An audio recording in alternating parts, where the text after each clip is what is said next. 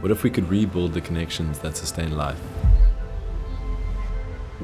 Join us as we travel the length of the Edentaddo corridor.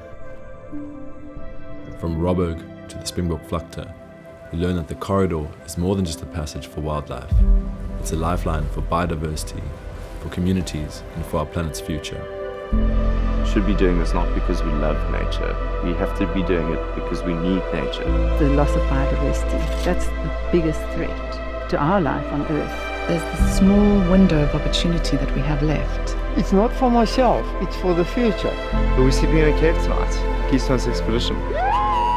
All of nature is waiting for us to finally become human. That for me is the only reason why a story like this should exist.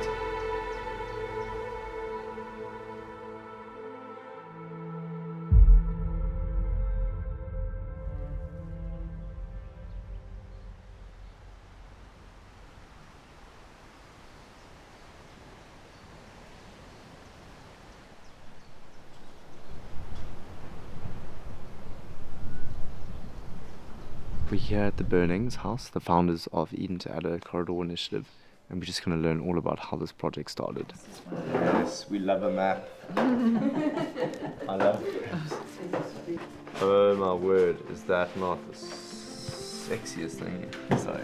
Edentaddo starts down here with the Robberg Peninsula, which is... The Edentaddo vision is to link three mega reserves: the Garden Route National Park, the Baviaanskloof World Heritage Site, and the Addo Elephant National Park by means of natural corridors to protect and restore the integrity of biodiversity and ecosystem functioning.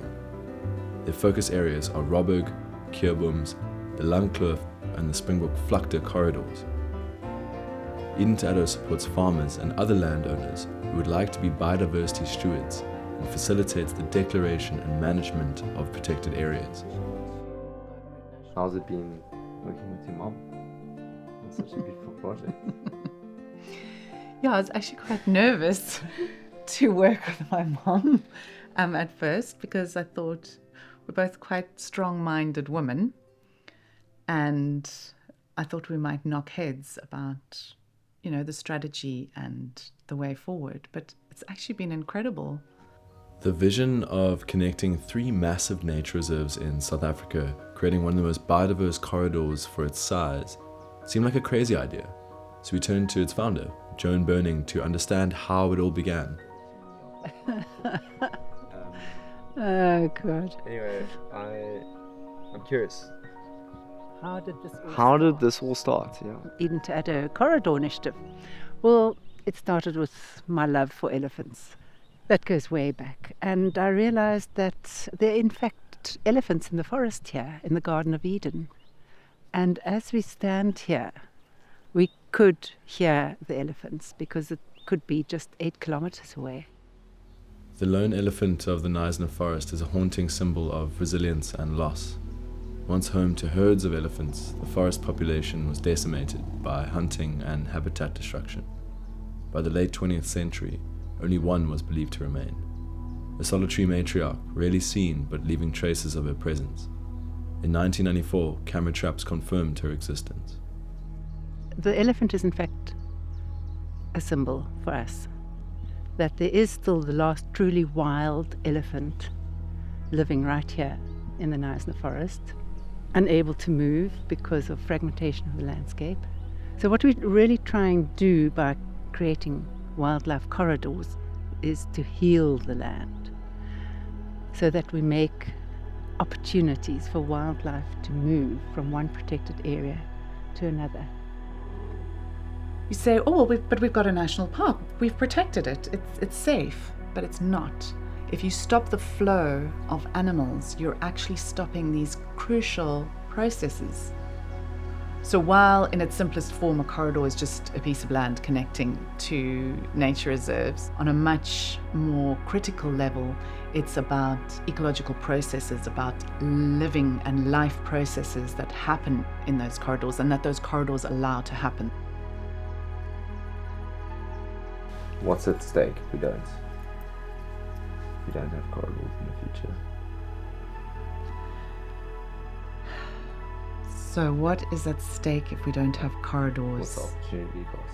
What does that world look like? What does a world without natural corridors look like?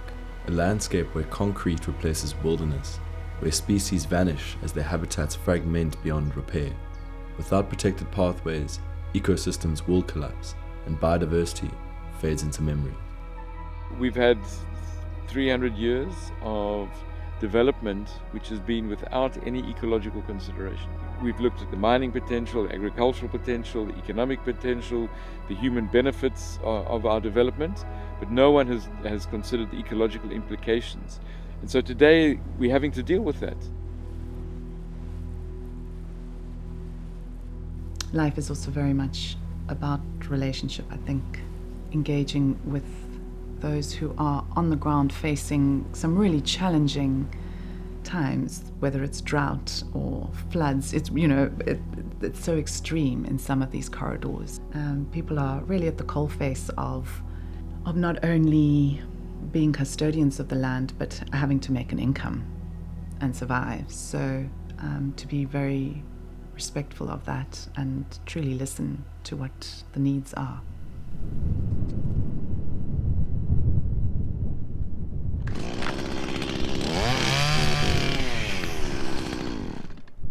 You don't need the oversight for the pine.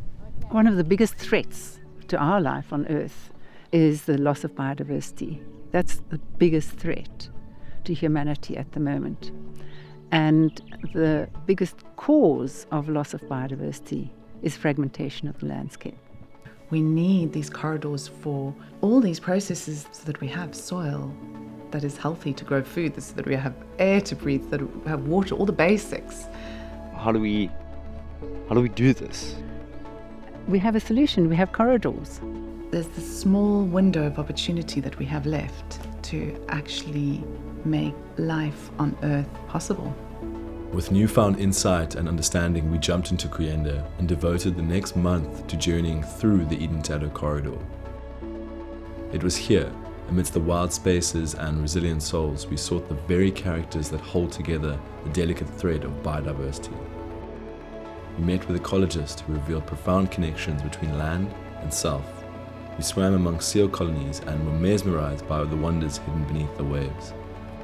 Indigenous elders recounted a time when harmony with nature was not a choice but a way of life, and farmers, standing resilient against the odds, taught us patience, grit, and hope in the face of an unforgiving environment. Without environmental corridors, the very pulse of life is at risk. These paths are not just routes, they are lifelines that connect us to the future. Every species, every ecosystem, and every heartbeat depends on them. If the opportunities are given for the space and the movement of these corridors of life and flow of life, I think the future looks exquisite. Me too. Me too.